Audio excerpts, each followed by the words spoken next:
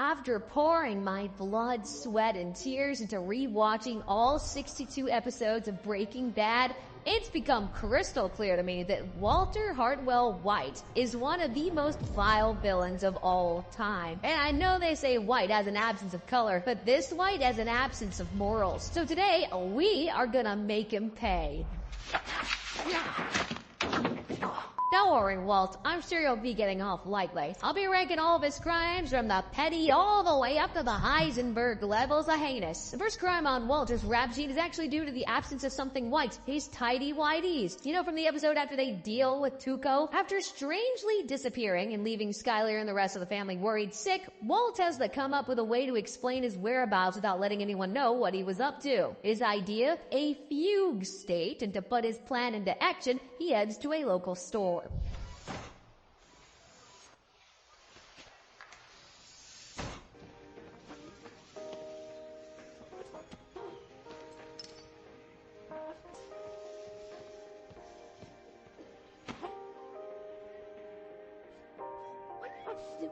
Basically, to give his life some truth, Walt humiliates himself. Goat behavior, if you ask me. Feigning amnesia and an out-of-character fugue state might have worked on the Albuquerque police, but it will not work on us. So for this blatant case of indecent exposure, Mr. White would be given 90 days worth of jail time. Let's at least hope he wasn't in the freezer section. You get what I mean. When it comes to the word driving and Walter White, it's usually him driving up the price of methamphetamine on every street corner across New Mexico. But when Walt gets behind the wheel of a car, things can get pretty dicey. Like the time he splashed the cash on an expensive Chrysler 300 SRT8.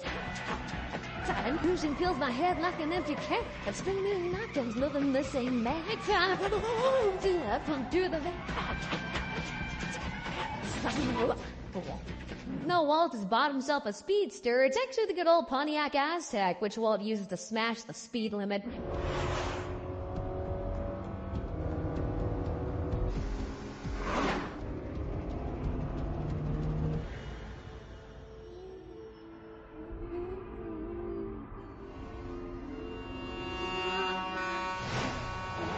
The most blatant case of reckless driving is when Walt tries to get to Jesse before he can steal all of his hard-earned cash. I pistol whipped that Mel and he calls ahead. Hell, he gave my GPS. How do you like that, Chief? Look, Jesse, I don't know what you plan on doing. Running red lights, driving one-handed, swerving from one side of the road to the other. It's like this dude is a Texas driver. Walt's lucky he had plenty of practice driving like a maniac, because driving like that could have easily ended up killing someone. Yeah, that's me trying to do some foreshadowing here. If you know, you know. For someone who loves being in the driving seat, Walt is totally reckless, and in the real world, he'd be getting at least a year in prison with a $5,000 worth of fines, which is actually half the price of a Chrysler 300 today. With cash now raining from the sky thanks to his new criminal career, Walt needs a way of slipping it past the IRS, so not only can his family keep it, but also so he doesn't go to prison for creating money out of thin air. So, Better Call Saul. Taste in women is the same as his taste in lawyers, only the very best, just the right amount of dirty. This guy's pretty good. He should have his own show. Okay, so he's a little off with the laser tag, but Walt and Skyler settle on a nice car wash, the one Walt used to work at, actually. Blown out. It's fine. Who's Lana? Hi. Have a guy. Does your guy know the tax code and regulations in New Mexico? Problem is, when Walter's earning like $500,000 a month, and later when he's earning millions, a small little car wash ain't really gonna cut it.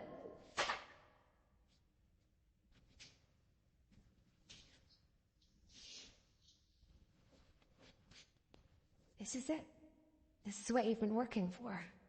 I rented this place and I started bringing it here. See, I told you, some guy with a load of time on his hands worked out that the amount of money in that storage unit was around $69.3 million, which is enough to buy 86 and a half car washes. The Skyler says, though, that money is unlaundered. But for the year or so Walt and her run the car wash, they do launder around $400,000. And for that, Walt would be staring down 3 years in the slammer and be fined double or $800,000. Walt's next crime brings us to the episode Cancer Man, where Skyler is struggling to come to grips with his new illness. Sky, Mom. Hey. Sonny, it's okay. What's the matter? What is it? Ask him. He's just basically been given a death sentence, and you make him awkwardly tell his whole immediate family, including his son, when he clearly wasn't ready. I have cancer. Lung cancer. It's bad. Walt, on the other hand, is too consumed by the guilt of recently becoming a criminal at this point.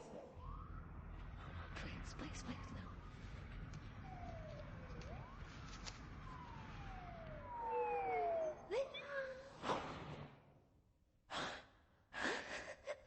After having to deal with his family and that little scare with the law, Walt then has to deal with a big city finance bro trying to bully him over a parking space. But don't worry, karma comes back to bite Ken when Walt spots him much later at a gas station. Dude, I'm not worried. I got the thing on the road side of this one. You got this. Oh, not. Got crap. Last time they met, Walt let Ken walk all over him. But this time, he's bringing the heat.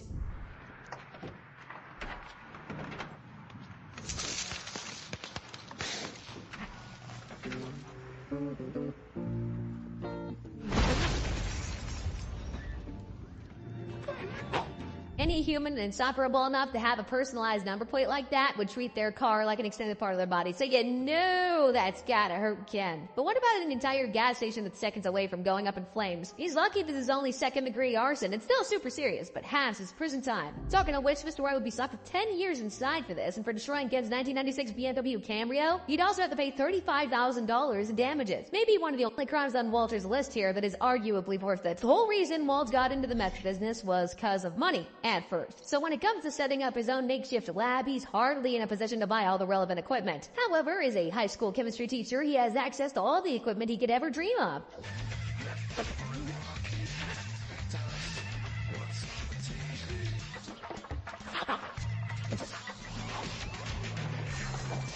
He even steals 2 gallons of hydrofluoric acid from the school so he can dissolve human remains. It's not long known till the DEA are hot on his tail when one of the chemical-proof masks was found in the desert. Is that one we found way out in the boonies? That cook side?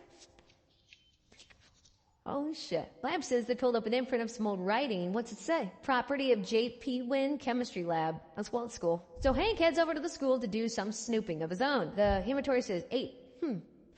Glassware looking a little sparse. Oh yeah. Meth heads love to ruin this baby. You think that after the scare of having your DEA brother-in-law come and question you at work that it put Walt off stealing for good. But in the episode of No Rough Stuff type deal, Walt and Jesse take their thieving antics to a whole new degree. Thermite, and that'll cut through a lock, because this is supposed to be one big-ass lock. The Germans had an artillery piece. It's the biggest in the world. It weighed 1,000 tons. You could drop bombs on it without ever disabling it. One man, just a bag of this, and he could melt right through 4 inches of solid steel. This guy can do just about anything. How the hell was he just an ordinary school teacher? He's just manufactured a mild explosive to eat through a lock so the brick can seal a barrel of methylamine. Because everything in theory is good with Walt. How about the execution? Jesus.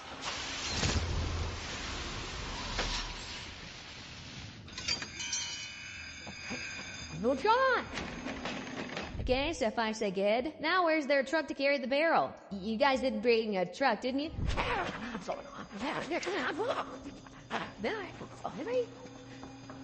Okay, I guess not. The pair hightail it out of there, and just like that, they can get back to cooking. And I can get back to sentencing. As both counts of theft were done in so of the aid of cooking crystal meth, the law will come down on Walt here like a ton of bricks. You can expect 3 years and a $10,000 fine for stealing from a school, with a further 8 years and $45,000 added to his sentence for grabbing the methylamine barrel. So in total, that's 11 years and $55K. It ain't cheap being a criminal. I showed you earlier that Walt has a huge stash of like $70 million hidden away in a storage container. And as we know, this is not the only money Mr. White has earned in the meth business. His first reward was chump change in comparison. But when you're desperate, you are desperate. I'm selling that batch. That's why I'm here. Yeah, that's right. I didn't smoke at all. After that, he was quickly earning millions, starting with his first shipment for Gus, $1.2 million. Truck stop, 1 hour. What? 1 hour, you interrupt. In, absolutely, but I just need a little more time. If you miss it, don't ever show your face in here again. Then he was offered $3 million just for 3 months of his time. After the whole ordeal with Gus, he went into the Empire business era and started earning his own millions. What?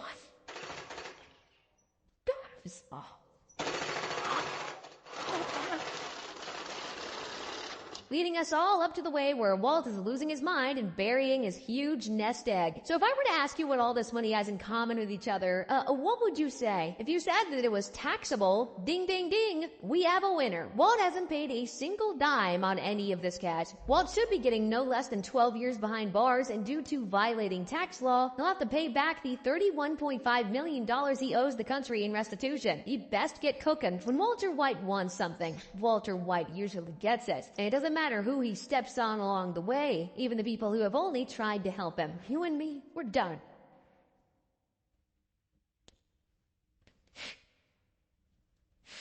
What are you... Come on. Hey, we're done. When I say we're done. It's crazy that Saul was kind of the good guy in that scene. Bit of a contrast from when they first met. However, the person who's usually on the receiving end of most of Walt's coercive control is his wife, Skylar, forcing her to stay with him, putting herself and her kids in danger, because as we all know, Walt is the danger. I am not in danger, Skylar. I am the danger. I am the one who knocks.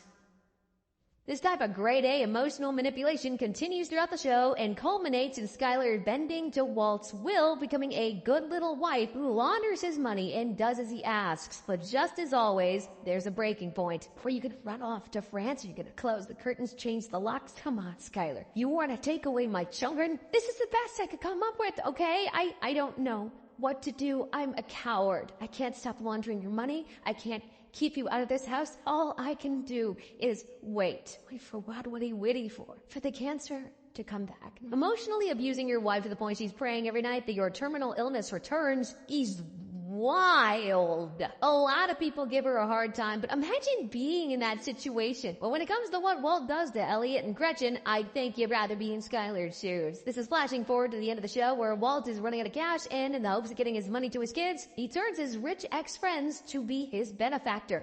Come up from Marin and Bill and Miriam Cohen, and then we could do some sort of wine, and then hello, Gretchen. Elliot, I really like your new house. He was never gonna knock on their door and say please, was he? It's important to remember he's a fugitive here, and the cat is well out of the bag, so, you know, Gretchen doesn't scream just because he's dressed like a hobo. That's $9,720,000. Why is it here? I earned it, and you're going to give it to my children. On my son's 18th birthday, you will give him this money, but with the hope that he uses it for his college education. Look, $9 million is still a nice chunk of change in all fairness, and it's a pretty good idea asking two mega-rich entrepreneurs to donate the funds. There's one problem, though. How will Walt make sure they will go through with it? We can't trust you to do this. Absolutely you can. Oh, don't move. You don't want them to think that you're trying to get away. I gave it to the two best hitmen west of the Mississippi. That's how. Yeah, he really does think of everything, doesn't he? Well, it's even better when you realize that those two hitmen are actually some familiar faces. Skinny Pete and Badger with laser pens. Now that's a way to save a few dollars to get some skittish billionaires to do your bidding. Sure, I don't know why I sound so... it's kind of impressive. In reality, most of what Walt says could be construed as some form of coercive act, but you got three solid examples here. Taking into account the length of time he was coercing Skylar to force the used against Elliot and Gretchen, this behavior would net Heisenberg 14 years worth of hard time. Walt and Jesse didn't have Gus or Mike to depend on when they first got started in the drug business. Oh no, they had to do it all themselves. And when Jesse's too chicken to set up the distribution on his end again, together they go and meet the local drug dealing psycho Tuco Salamanca in the hopes he'll take their stock off them. Look, you don't have to be here for this. Okay, seriously, I'm okay. Are you okay, Walt? Your comedy knows away from being in a fancy dress. Well, it's close to the least of his worries when Tuco sees how much product they've brought, yet somehow they still score a long-term deal. Donk. It's Tonk. But owing me money? That's bad.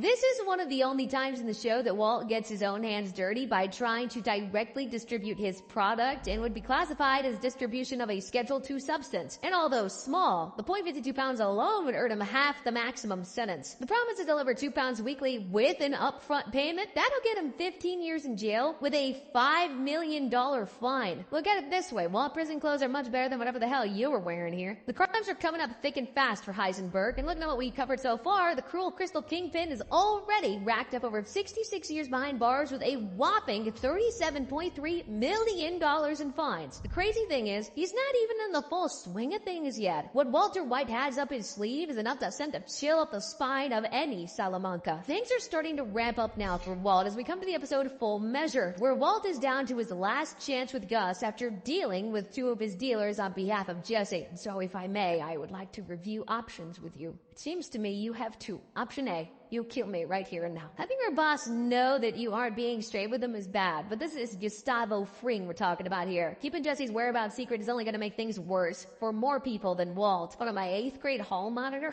Current whereabouts? You are good.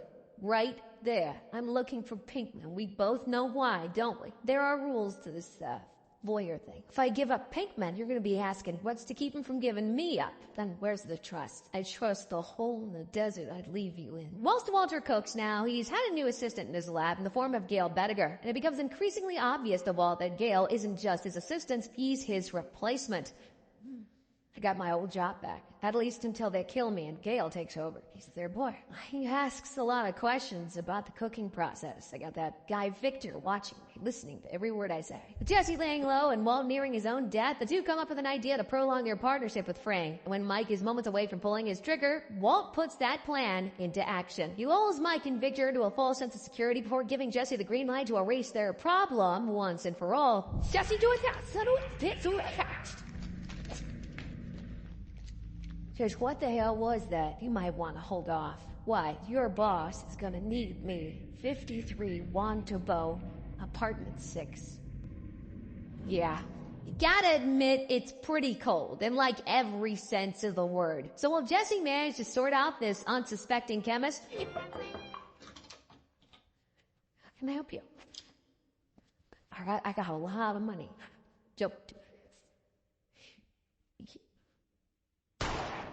Man, even when you know it's coming, you still hope Jesse don't pull the trigger, dear. Whatever you think of Gale, he didn't deserve that. Mr. White's part in this crime obviously cannot be understated. He orchestrated it, and it borderline forced someone to go through with murder. If this was in the real world, he'd be charged with conspiracy to commit murder and would get 20 years for planning to bump Gale off. When you got a brain as big as Walt's, normally every single avenue is covered or risk assessed, but he's still human and things still pop up that he didn't account for. Like when this whole thing got started and a simple cook turned into him fighting for his life with drug dealers.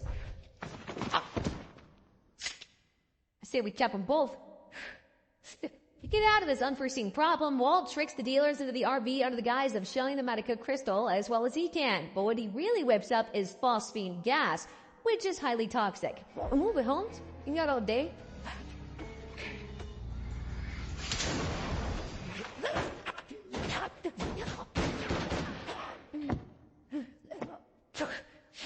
This is where he ends up killing one of the dealers, and where Walt first starts tampering with evidence as he instructs Jesse to dissolve them in a vat of acid. Jesse might say he's got it, but we all know how that ends up. I'm sorry, what were you asking me? That stupid plastic container I asked you to buy. You see, hydrofluoric acid won't eat through plastic. It will dissolve metal, rock, ceramic, so there's that. Walt also has gotten a little more textbook with evidence tampering before, like the time the DEA confiscated Gus's laptop after his death, containing CCTV footage of him, Jesse, and Mike in the super lab. But how would they get to his laptop, you ask? Commit a whole other crime just to get this bomb of yours into evidence. Who said bomb? A Magnaville bomb, then. Maybe we plant a bomb outside. Or what about a magnet? What? Magnet. What about it? You know, Jesse's actually pretty smart, isn't he? You got Mike, a seasoned criminal, an ex-cop, and you got the biggest brained boffhead in Walter White. Both of them together couldn't figure that out. So they put Jesse's plan in place.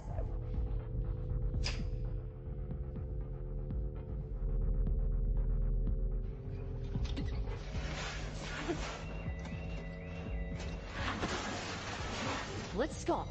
God. Yeah. Something so simple works so well. The footage from the laptop is well and truly destroyed. Although having footage from the super lab is one thing, leaving it sitting under the industrial laundrette is just asking to be busted. So like you'd just seen, Walt prepares to destroy the evidence.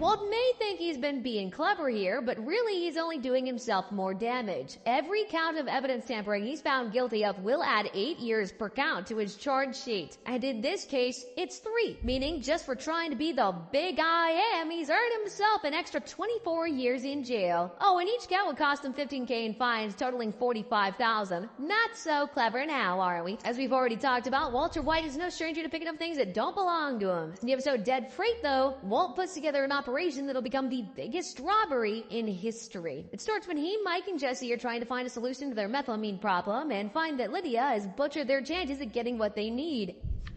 I know what you're thinking. I'm telling you, I didn't plant that thing. Shut up. He's probably thinking some crew planted, looking for a weak spot. Pull a heist to that warehouse. He's gonna wire it out the wazoo. Cameras, the whole 9 yards. Her supply is useless to us now. With her life on the line and Walt not wanting to deal with a break in cooking, the 3 listen to her idea of getting all the methylamine they could ever dream of. Want to talk methylamine? Tell your partner to stop threatening me, and let's talk. Talk about what? You can't even get us a single barrel. I'm talking about an ocean of this stuff. The ocean she talked about is actually a train. A train with over 1,000 gallons of methylamine. There's only one problem. It's a train, it moves, and it's manned. But as ever, Walt likes a challenge. It's a dead zone. No automated supervision system, no alarms. What about cell phones? No cellular either. It's the perfect place. Siphon off as much methylamine as you can carry and get away. Assuming we could stop a moving train, which I can't believe that they would advertise their contents. A final manifest gets uploaded to my company's server. That'll give you at least 6 hours of lead time. So Walt pulls together a team alongside Jesse and Mike to pull off what can only be described as a hit and hope. They plan to use a siphon to take the methylamine from the train and replace it with water. As for the crew, Walt comes up with the idea of occupying them with a fake breakdown of the tracks, hopefully giving them enough time to do their thing.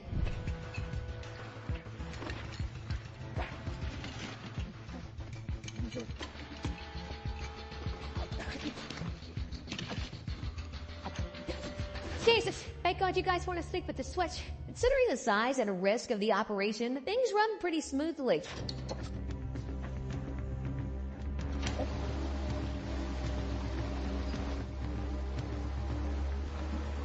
That starts to change, though, when a good Samaritan shows up and tows the decoy's truck off the tracks. With 100 gallons left to go, does Walter stick or twist? Work right now, you are gonna get us all busted. Ready? Yeah. Hey! Hold it steady! No! Walt holds his nerve and gets all 1,000 gallons. The team seals up the train in time for its takeoff, which for Jesse is a little too close for comfort. Apart from that, though, it's a mission success, and once again, Walter comes out on top as Big Dog. Big Nice job. Yeah. So after the desert dust has settled, Walt and the team come away with over $296 million worth of methylamine in terms of liquid to product, that is. Overall, a heist 4 times bigger than any in human history. As you guys have guessed, this one's gonna be big. There's obviously nothing to actually compare it to, but it would fall under the crime of grand larceny. For a crime that big, Walt would be getting 25 years as standard, and he had to pay back double the amount he stole in fines. So that would be $592 million. You wouldn't have been able to pay that back even if he kept his shares in gray matter. Talk about eye-watering. Walt is usually the guy behind the scenes, pulling the strings, but in the episode Better Call Saul, he gets his hands dirty when trying to change Saul's mind about getting Badger out of jail. The thing is, Badger knows too much about Walt's identity, so he can't have him squeal into the DEA. So he goes to Goodman's office, posing as Uncle. They're after some mystery man, goes by the name Heisenberg. Seems young Brandon may have some information that could lead to his arrest. Now this is good news. I mean, look, why does Walt keep dressing like that when he's trying to be covert? Oh, I know. I'll dress like a walking picnic blanket. That'll keep people off my scent. Anyway, Walt steps up his bid to get Badger to keep quiet. Somehow, though, Saul, of all people, refuses to take the bribe. So there's only one option left. Hey, Francesca, how about I follow you home? No, for safety. God, you are killing me with that bootish. I was gonna suggest begging, but kidnapping works as well. No, it wasn't me. It was Ignacio. He's the one. Paris, siempre soy amigo. Strana. I just speak English. Follow didn't say to. Hello.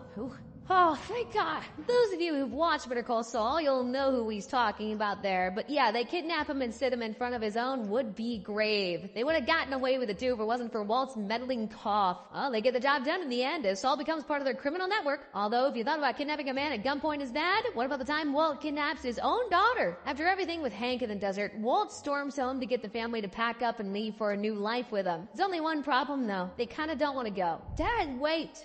What happened? Get out. I promise you, we will figure this out. Now, what are you doing? Skylar. Get out! Yeah, both Skylar's knife and her words cut Walt deep, and he has no other choice than to hit her where it really hurts, by taking Holly. Just like anything with Walt, he didn't mean to hurt his daughter. She was just a pawn in his game to torture Skylar, and when that job was done, he had nowhere left to turn. He makes sure Holly gets home safe. Hey.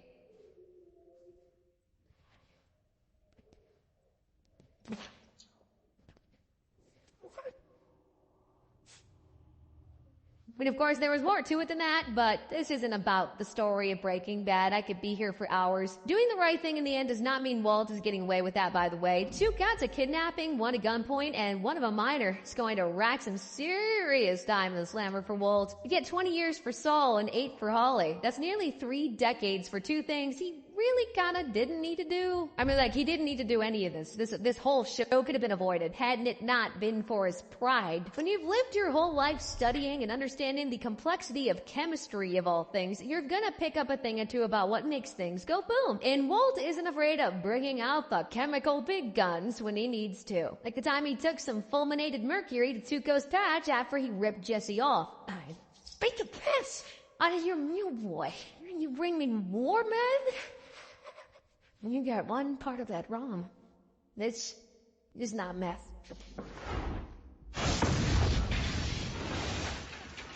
Good to say, Walt's point was made, and Tuco's tail is firmly put between his legs. Despite that being epic, I know you're waiting for the most explosive scene of the show, when Walt finally takes down Gus in the episode Face Off. Although, before he gets his man, he needs to find someone who hates Gus just as much as he does. I know you despise me. I know how badly you want to see me dead. I know a man whom you hate even more. I am offering you an opportunity for revenge. That you're now willing to help, Walt gets him involved with the DEA to arouse suspicion that he's going to snitch on Gus. But in reality, he just uses it as a chance to tell him what he thinks of him. S. First letter S. A. Second letter U. K. A. Y. Alright, that's enough. Yeah, thanks, I can spell. Your plan works, and Gus's foot soldiers find out about Hector's visit to the DEA office, prompting a swift visit from the man himself. Gus plans on administering Hector with a lethal injection, to keep a lid on his rat problem. Little does he know, though, that under Hector's chair is a bomb made and planted by Walt, waiting for the perfect moment to let loose.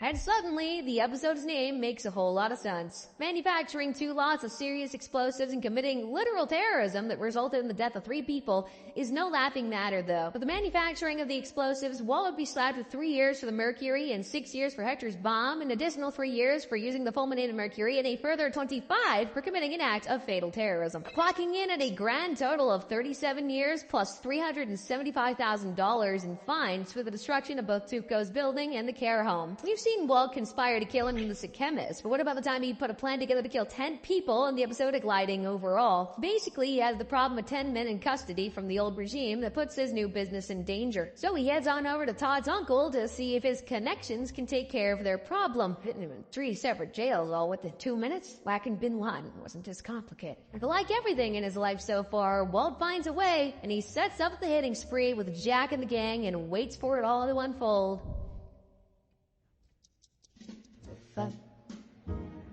Joseph often nothing. I have fun. Yeah, imagine that another 9 times. Some of them far worse than that too. While these men lose their lives, Walt is waiting in his living room, not in fear or anxious whatsoever, but with a glee that he orchestrated it all. Oh, again? Yes, it's done. Just because Walt hired Jack to kill his men does not mean he won't be feeling the full force of the law here. Solicitation of murder is as good as murder. Or as bad, meaning Walt has earned himself 20 years per victim, totaling an even 200 years in the clink for this grand master plan. You best hope no one puts together a plan like his. Otherwise, he'll be enemy number one. He's been a scientist. He's been a teacher. To some, even an artist. But really, at heart, we all know Walter White is a cook. And no, I don't mean he bakes bread in his spare time. You know exactly what I mean. We're over 20 minutes in this video. Together with Jesse, the pair cook crystal meth, and it's one of Walt's most committed crimes. They started small in an RV. Then they ramped things up and they met a guy with his own distribution chain. 201.6 that are over than under. Over by 1.5 pounds. We ship it as is. From under 10 pounds for their first cook to over 200 when they got their own lab. Not bad. But having your own lab does stop you from having needless problems, like in the episode 4 Days Out, where Walt and Jesse get stranded in the desert thanks to Jesse leaving the keys in the RV's ignition. Did your mother drop you on your head when you were a baby? Like, you were the one that made me move the keys in the first place, remember? Jesse, don't leave the keys in the ignition the entire 2 days. You could chalk this one up to bad luck, maybe, but when Walt whips out the generator to kickstart the RV, Jesse makes a mess of that too. What's wrong with this thing? I'm really pulling that like a girl. Pull this. Oh, go. Yeah, real nice, Pinkman. Well, after another day of feeling sorry for themselves and Walt transforming into one of the 3 wise men, Jesse finally comes in handy and gives Mr. White an idea to get him out of Dodge. Say yourself. Robot battery. Move! Walt uses his big old brain and manages to pull the pair from the brink of death.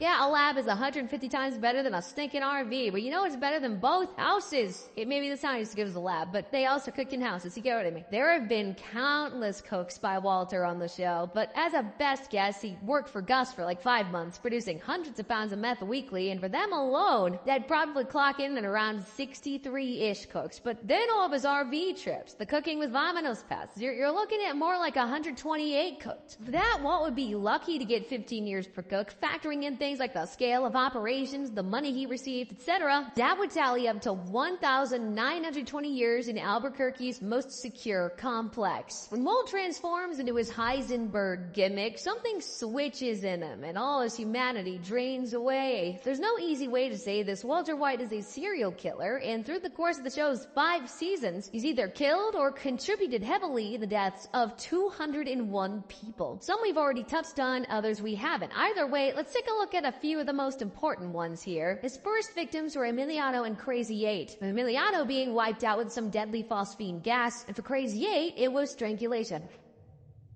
The moment I do, are you gonna stick me with that broken piece of plate? Next death isn't one he directly caused, but certainly one he could have prevented. Jane's overdose. No.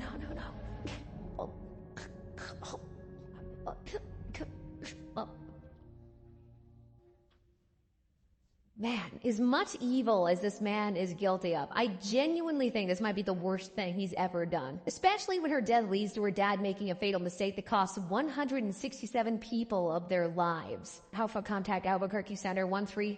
Juliet, Mike 21. Do you have that traffic up here 9 o'clock?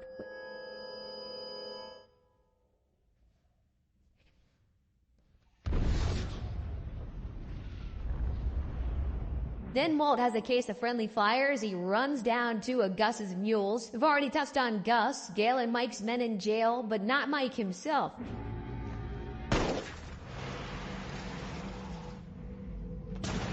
And look, as much as I love Mike, his death is totally worth it for his final line. Let me die in peace.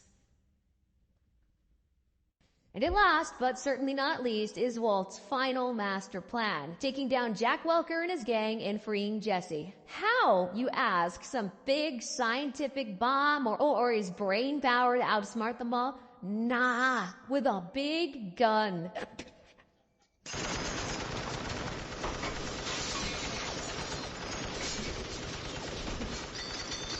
Jesse takes care of Todd and Walt finishes off Jack, but there's one more person to take care of. Think of her as a bonus, Lydia. Hello. Is he gone? Yeah, it's Todd. Todd? Who is this? It's Walt. How are you feeling? Kind of under the weather? That would be the ricin I gave you. I slipped it into that stevia crap. Goodbye, Lydia. Now that's how you tie up loose ends. And look, there's obviously a few kills here that we did talk about, but I'd be here all day listing them. But we do know that 201 people died at the hands of Walter White, and at 30 years per person, his extensive killing spree totals up to a mind-boggling 6,030 years in prison. Not even the great Saul Goodman could get him out of that one. After looking at all the facts and figures, the cooks and the kills, I think it's safe to say that Walter Hartwell White would be a very lucky man to escape his endless charge sheet with anything less than 8,360 years in a dark, damp Albuquerque cell, with Heisenberg's bank also taking a hell of a beating, as his total amassed fines stand at a staggering $629,815,000. And to think he went into this to earn money. So in the end, I'd say he definitely broke bad, becoming one of the most infamous TV anti-heroes of all time, and yet he's nowhere near some of the vile villains that are still out there, like these guys on your screen now. Go on, click one of them. You know you want to see them get exactly what they deserve.